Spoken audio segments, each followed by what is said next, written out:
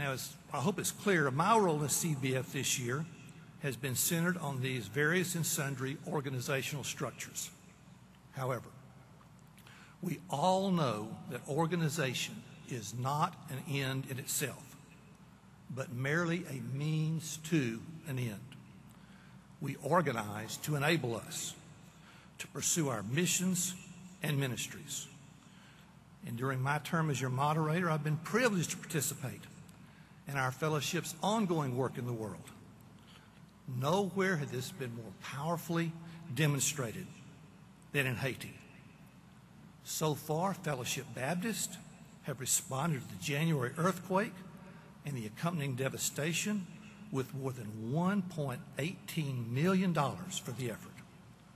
112 people have already served short-term assignments in Haiti, and more than 100 are now scheduled to go. But the story in Haiti goes far beyond these numbers. What Fellowship Baptist have undertaken and accomplished in Haiti has transformational parallels across the globe in places like Hungary and Hong Kong, and closer to home in Homestead, Florida, and Helena, Arkansas. I am very grateful for, and I hope pardonably proud of our field personnel and the congregations and individuals who have joined them in the field, doing what our Lord has called us to do. I want to conclude my report with some thoughts from a lame duck about facing our future as Fellowship Baptist. We are now 20 years into our existence. I was there with many of you in Atlanta in August 1990 when we first came together. It's been quite a ride, and we have much to remember.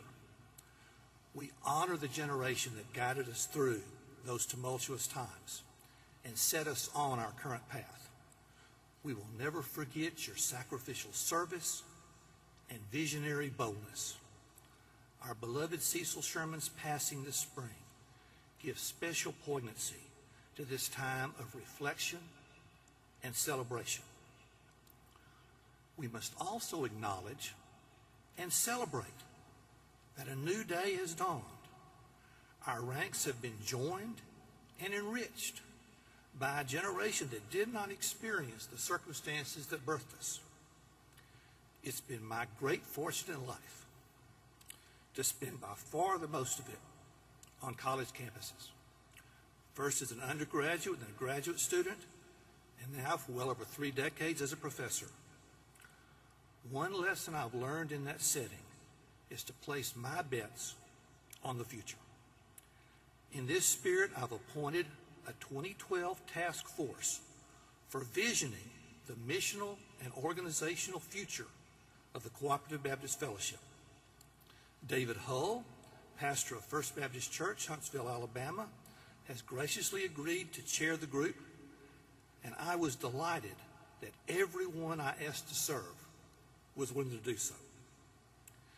This task force will bring reports and recommendations to our coordinating council and both to the 2011 General Assembly in Tampa and the 2012 General Assembly in Fort Worth. They will be asked to address the following 3 questions. First, what is the best model of community that fosters missional collaboration rather than competition for resources? Second, how can we refocus and streamline organizational structures in order to provide leadership and resources for churches and other ministries to respond more effectively to global challenges? And third, how do we help Baptist churches and organizations embrace their identity as partners within our community? I hope you will join me in wishing them well and providing them with your own best thoughts as they move forward with their deliberations and recommendations. This is a report. It's not a filibuster.